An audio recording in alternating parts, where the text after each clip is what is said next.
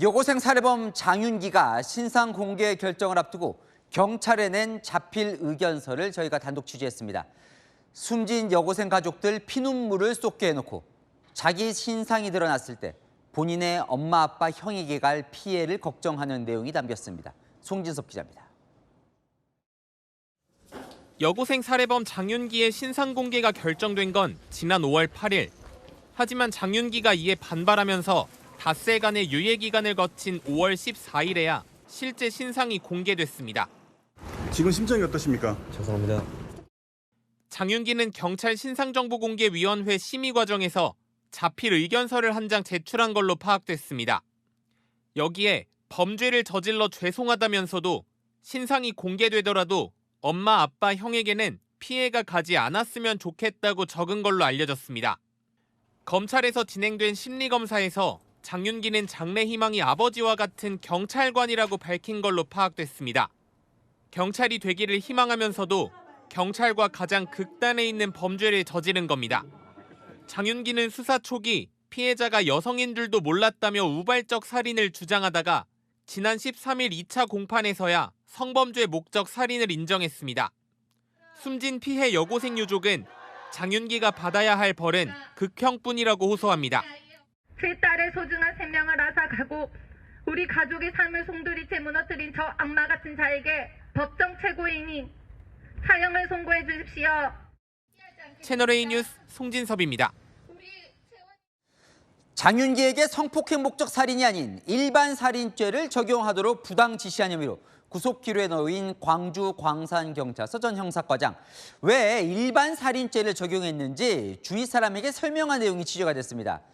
조사 시간이 넉넉한 검찰에선 장윤기가 자백할 수도 있겠다 생각했다고 합니다. 납득이 되십니까? 광민경 기자가 단독 취재했습니다. 장윤기에게 성폭행 목적 살인죄를 적용 못하게 지시한 혐의 등으로 구속영장이 청구된 광주 광산경찰서 전 형사과장 박모경정. 최근 박경정이 주변인들에게 장윤기를 검찰에 넘길 당시 상황을 설명하며 억울함을 호소한 걸로 파악됐습니다. 검찰에서 시간이 넉넉하니까 장윤기가 조사받을 때 자백할 수도 있겠다.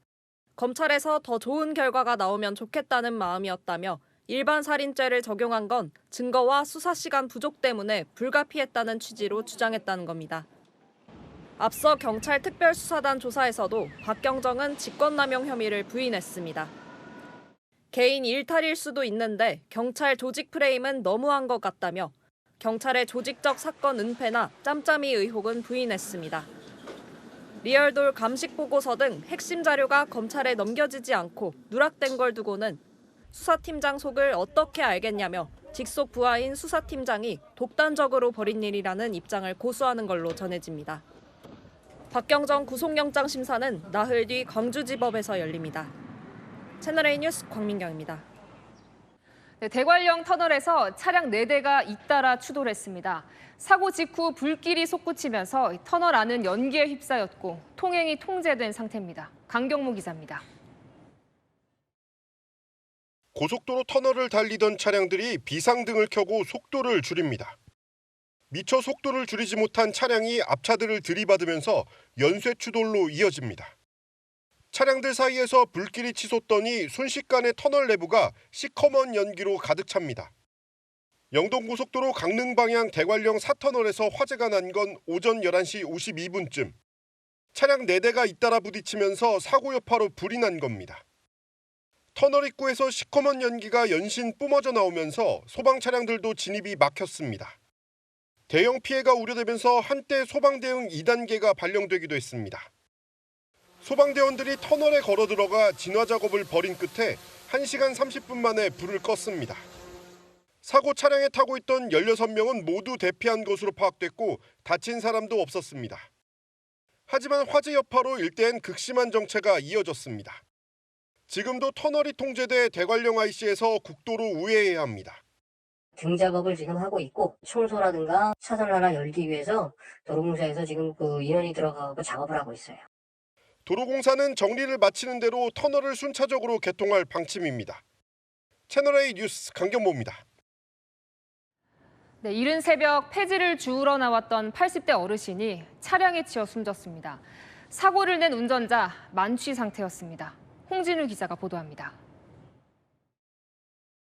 할머니가 폐지가 가득 실린 리어카를 끌고 갑니다. 차량이 뜸해진 틈을 타 도로를 건너려는 순간 승용차 한 대가 할머니를 덮칩니다. 리어카에 실린 폐지와 상자들이 도로에 나뒹굽니다. 운전자가 다급히 차에서 내려 심폐소생술을 합니다. 뭐 다친 사람 이동하면 안 되는데 그 최선을 다해서 그 사람 안고 나가고 이래 하더라고요. 창원시의 한 도로에서 20대 남성이 몰던 승용차가 80대 할머니를 치는 사고가 난 건 새벽 4시 반쯤. 크게 다친 할머니는 병원으로 옮겨졌지만 숨졌습니다. 사고 충격에 리어카 손잡이가 엿가락처럼 휘었습니다. 할머니는 이른 새벽부터 폐지를 수집하러 나왔다 변을 당했습니다. 한 달에 30만 원씩 꼭꼭 그 공원표가 준다. 사고가 난 곳은 어린이 보호구역 인근으로 제한속도 시속 30km 구간입니다. 운전자는 면허 취소 수준의 만취 상태에서 운전한 것으로 드러났습니다. 아무리 측정하게 된 거고 해서 만취시다. 그까지만. 경찰은 운전자를 입건하고 과속 여부 등을 조사하고 있습니다. 채널A 뉴스 홍진우입니다. 아무리 술에 취했다지만 어떻게 여기서 턱걸이할 생각을 했을까요? 20대 남성이 탑골공원 담벼락에 매달려 턱걸이를 하다 기왓장을 깨뜨렸습니다. 법원은 문화재를 훼손한 책임이 가볍지 않다며 징역형 집행유예를 선고했습니다. 백승현 기자가 취재했습니다. 지난 3월 18일 서울 종로구 탑골공원을 찾은 20대 남성. 술에 취해 탑골공원 기와 담벼락에 매달렸습니다. 함께 있던 일행에게 턱걸이 동작을 보여주려고 한 건데 수키와 서너 개가 한꺼번에 떨어져 부서졌습니다. 담벼락 빈 공간이 한눈에 들어올 정도였습니다. 성인 키보다 높은 담벼락 기왓장에 매달렸던 남성은 결국 바닥에 떨어진 채 경찰에 적발됐습니다. 남성은 문화유산보존법 위반 혐의로 재판에 넘겨졌습니다.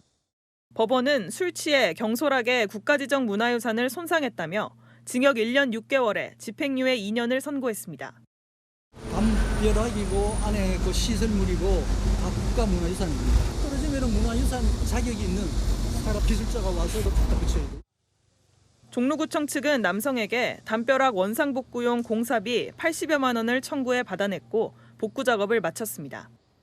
채널A 뉴스 백승현입니다. 섬까지 배를 타는 대신 차로 5분이면 건널 수 있는 인천 신도평화대교가 사흘 전 개통했는데요. 연휴를 맞아 나들이 나온 이 많은 차량들이 꼼짝없이 갇혔습니다. 4시간 넘게 다리가 통제된 탓인데요. 어떻게 된 일인지 김다정 기자가 취재했습니다. 인천 신도평화대교 진입로. 차량들이 길게 늘어서 오도 가도 못한 채 멈춰서 있습니다. 총 길이 3.26km 왕복 2차로. 영종도와 신도를 잇는 이 다리가 개통 사흘째인 오늘 2에서 3km 길이의 정체 행렬에 마비돼 버렸습니다. 배를 안 타고도 5분 만에 신도에 갈 수 있게 되자 나들이 차량이 한꺼번에 몰린 영향입니다. 들어갈 때 1시간 조금 넘게 기다렸어요.